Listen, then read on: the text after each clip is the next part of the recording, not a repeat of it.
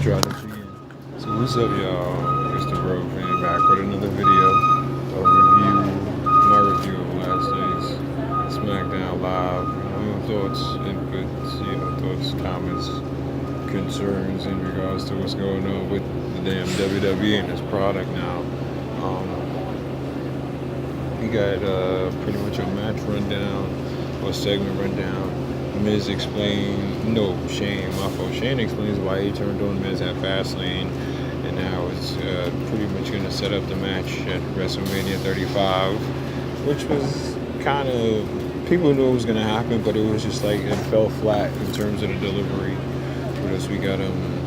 There was an 8-man tag that featured the League of Nations 2.0, which is the Bar, Nakamura, and Rusev against Aleister Black, Ricochet, and the Hardys, which was hella good.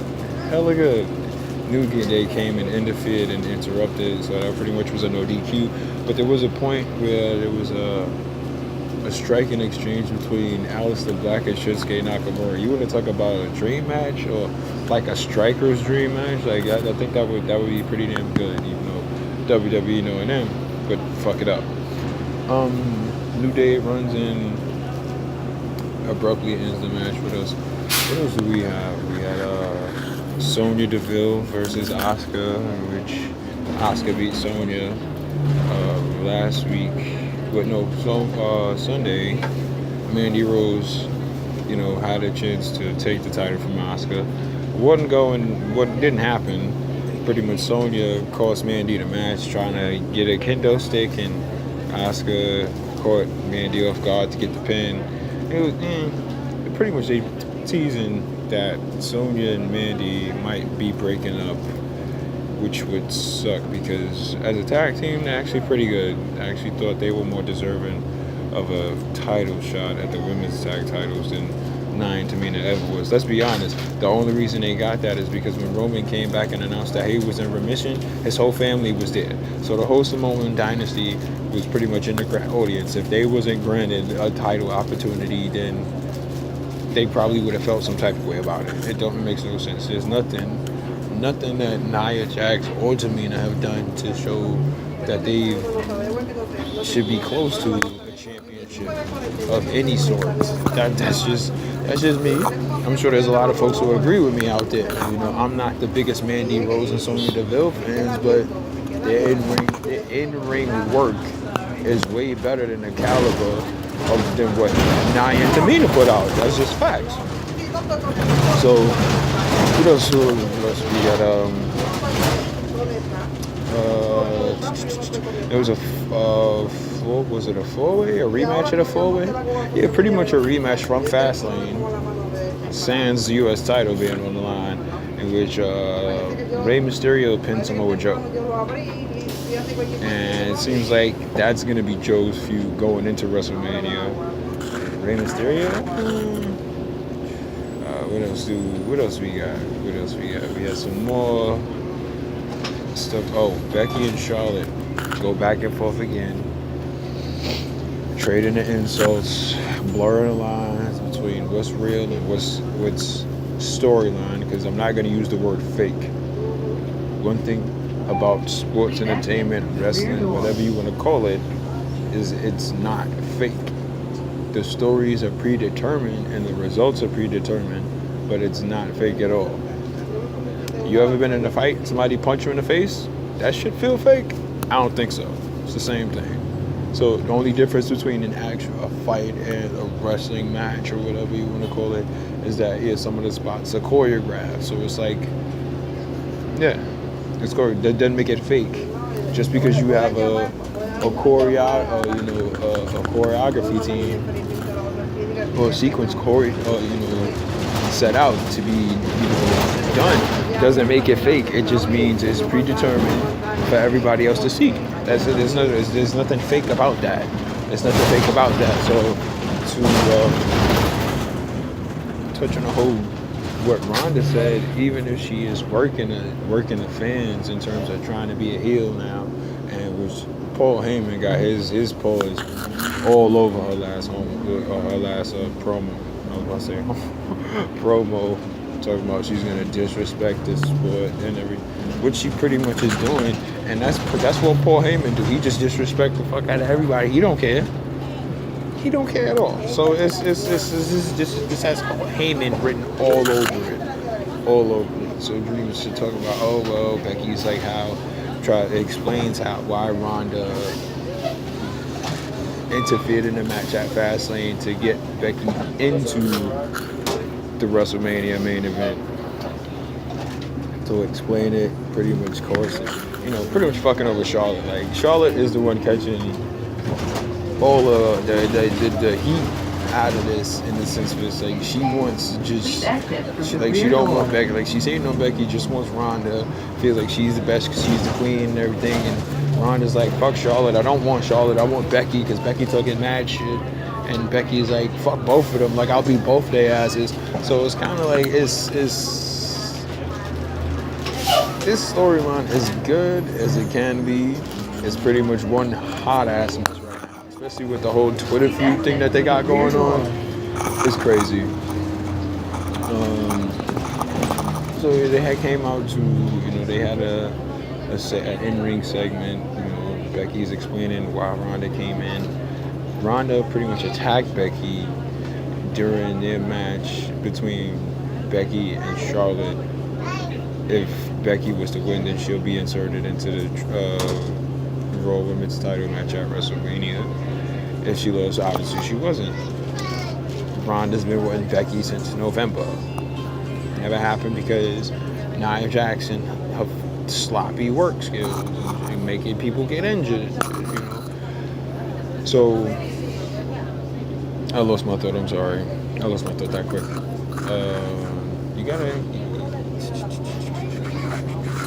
Maybe, yeah, sorry about that. I lost my thought real quick. But pretty much, it's explaining that by Ronda attacking Becky, that makes Charlotte win, but by disqualification, and therefore Becky gets put into the main event at WrestleMania. So then from there, we go to the end of the night. What's going on with Kofi Kingston and the WWE Championship match? Why hasn't this man been granted his opportunity? He then fought for over an hour, then pretty much did the same thing in the Elimination Chamber. Was led to believe he was going to be granted his match at Fastlane, but Vince McMahon came out, was telling the fans, "You hear what you want to hear." He said he put Kofi in a triple threat match, which he did, and he lost. And it wasn't even a triple threat match. It was a 2-on-1. It was a 2-on-1 mugging. The Bar pretty much beat Kofi's senses for no reason, just because Vince told him to. And then he wants to tell the fans that Kofi's not a champion because he's a failure. No, dude, you buried him. You buried him. There's no way that you can tell me that somebody who's worked for your company for 11 years is one of the longest tenured reigning champions as a tag champion in your company, has held the tag team championships, has held the United States championship and the Intercontinental championship. You mean to tell me you can't give that man a WWE championship? Like, what's wrong with that? Even back in the days when they had the World Heavyweight Championship, you didn't want to give it to him. The fact that Vince McMahon is going to say that Kofi's not a box office draw, despite everything he's done for this company, all the highlights and memories that he's made, it's ridiculous. It's ridiculous. They brought up a lot. Kofi was saying when he was speaking to Vince in the ring while he had Woods and E with him in the match, he says, you know what, I've been working with this company for 11 years and I've missed weddings, I've missed birthdays, I've missed all types of occasions because I was working for you and I never complained, yet still you never gave me an opportunity. You treated me like garbage. Like, that's crazy.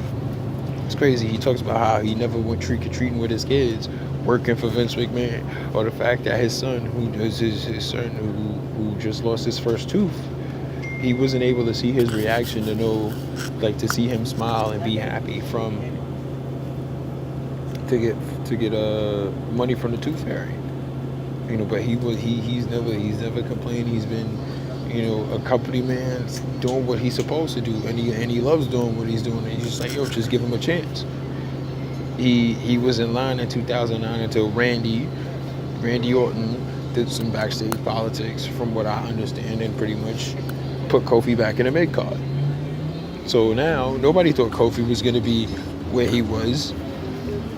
You know, all of this was written for Mustafa Ali. Like, if anybody, like, if I'm Mustafa Ali, like, I'm mad as hell. That pretty much everything that was done, that entire storyline, everything that Kofi Kingston is doing right now was specifically written for Mustafa Ali. And because of his injuries, he wasn't able to do it. Now Kofi then got granted this opportunity. And now Kofi Mania is running wild.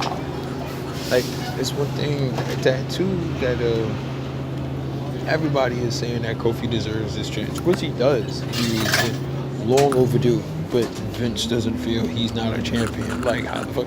If you felt that, let me know if I'm wrong. If you felt that this man wouldn't be a champion, you wouldn't have gave him a title of any sort in the first place. You wouldn't have gave him an Intercontinental title run. You wouldn't have gave him a US title. You wouldn't have given him a tag team championship, let alone have him be one of the longest tenured tag team champions in your company. So the fact that you feel like he's not a champion or championship material is bullshit. And I'm calling it right now. Right now. Because you would Apollo Crews. I don't see nothing, no knock on Apollo. Fantastic worker, one of the most athletic people on the roster. But I don't see him as WWE champion. As the top dog in the company. Like, you know, that's nothing against him, but it's like, yo, like, there's no, throughout the course of the history of this promotion specifically, and Kofi touched on it without actually saying it, there's never been a black WWE champion. You know, back from the days when it was the Worldwide Wrestling Federation and Vince Senior was running it, there never was a black champion for that company. As far as the world, people talk about, oh, the World Heavyweight Championship, they've had black championships. Let's get something straight. That came from WCW. WCW had its first black champion with Ron Simmons. So yeah, if WCW had a black champ already, yeah, they could give that title, and then Vince feeling how he felt about WCW. WCW wasn't shit anyway. So yeah, all the black folks can keep everybody who he felt was a champion who was black was granted that belt. I ain't trying to turn this into a whole political thing, but that's really what it come down to. That's what it come down to. Booker T could have been WWE champion once he came over after the WCW buyout, but did they do that? No. Why? I don't know. If he was talented and capable enough to be WCW champion, you put him in a program with The Rock, which was your biggest baby face at the time, and the WWF champion, why couldn't you have that exchange? But you'll take a guy like Chris Jericho, who isn't, and make him undisputed champion, which is nothing wrong with that. Nothing wrong with that. It's just a lot of bullshit that's been going on with WWE. And Kofi touched on it. Like, yo, he said something to Vince. He was like, what is it with, you know, you feel that people like me are not championship material? And what made me think, think back to that WrestleMania 19 program between Booker T and Triple H, which was fucking horrible. Which was the little subtle low-key racism that was in there. That was in there with that case, and pretty much saying that people like you are not fit to be champion. Talking about Ric Flair is telling Batista, yo, like, you should carry my bags. Like, how do you say some shit like that? How do you say something like that? And then, even though I know it's a story, but like, really? And in the finish, you think, okay, yeah, like, all right, it's WrestleMania, Booker T's gonna win the championship. No, dude gets pedigree, and then sits there for like 20 seconds. You think, okay, 20 seconds, then he's gonna get covered, he's gonna get kicked out, he's gonna kick out. No, he fucking lost. Like, what type of shit is this? Like, this is crazy. So this is way bigger than what it's made out to be. Because if he does, he'll be the first black WWE champion ever. The Rock don't count, okay? Like, oh, well, he black. No, his pops was black, but he's Samoan, and Samoans don't identify as black, and to be honest, they're not black. They're Pacific Islander, completely different. So Vince tells him, Kofi's like, what do I got to do to be champion? What do I have to do? Like, you tell me, because I've done everything that you asked, And with no trouble. People have threatened to leave. I never done that. I still came and worked for you. People try and mess you over, and I still come and I work for you day in, day out. I come and I do my job like I'm supposed to, and you still don't give me my opportunity that I'm deserving. Everybody feels I'm deserving of this opportunity. You've been saying, you said you was talking about a new era change in WWE on Raw and SmackDown, which the fans will be the authority. The fans want Kofi as champion, or even to give him an opportunity to gain the championship, and you're not even doing that. So Vince was like, look, next week, I'm going to put you in a gauntlet match. He got to fight Randy Orton, Samoa Joe, Daniel Bryan, Rowan, and I believe it's another person. I forgot who the other. I forgot. But he has to fight all five of them dudes in a gauntlet match. And if he does that, then Vince says he'll put him in a title match at WrestleMania, which I'm calling bullshit. Because even if he do, Vince will make up some other excuses, like he just does not want Kofi to be champion. Like, the fuck? Like, I don't understand. Like, this would be a complete. If people really catch on to it, like, it could be a complete PR nightmare for them because of the whole race thing, like, and everybody want to be all SJW and shit, and so it's crazy. So everybody gonna be watching next week. I know I am, because I gotta do my reviews and stuff. But yeah, we'll see. Hopefully, I hope he does it. I really hope he does it. Kofi has been. And a lot of other talent as well, haven't been used to their full potential. So it's just sad. It's just really, really sad. But we'll see what goes on now.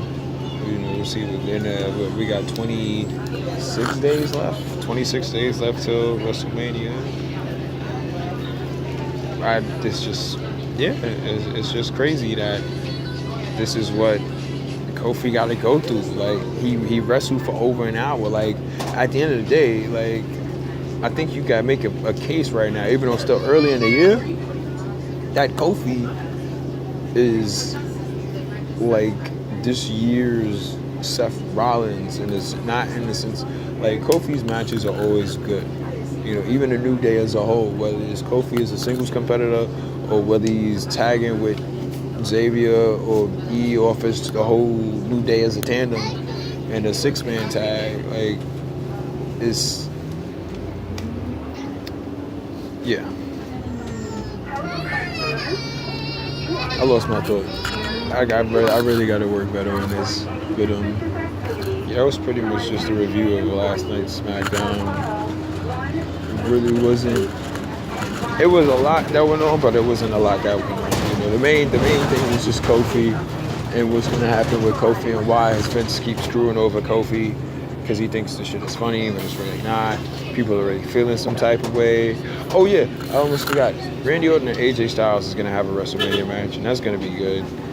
And especially with the two backgrounds, AJ throwing shots at Randy about how his pops pretty much gave him a job and how he was inherited into the business, as opposed to Styles, who worked his way up on the independent circuit, went to Mexico, went to Japan, went around the world, then went to TNA which is where he really made his name before coming to WWE. Now, the one thing about WWE is anytime they get a new talent, they give you a name, like EC3. Everybody knows who EC3 is now, but nobody knew who the hell he was when he was Derek Bateman in NXT. So now, it's like, okay, look at this dude. You think you're going to go to TNA, make a name for yourself, come back here, and think you're going to have the same success? No, we know that's you, Derek. You ain't slick. So they buried him. That's why he ain't doing nothing. WWE is petty. Uber fucking petty. Like, WWE is pettier than high school teenagers, and that's petty. But yeah, that's all I'm gonna touch on now. I see y'all. Thank you for watching. Let me know your thoughts in the comment section below. Don't forget to like, share, and subscribe, and make sure to hit the bell for all notifications whenever all my videos go live. Yeah, as you see, I'm doing them both when I'm on the bus, so that's why I'm looking around so much. I'm using my headphones too, but yeah, anything. Thanks again, and I'll see y'all on the next one.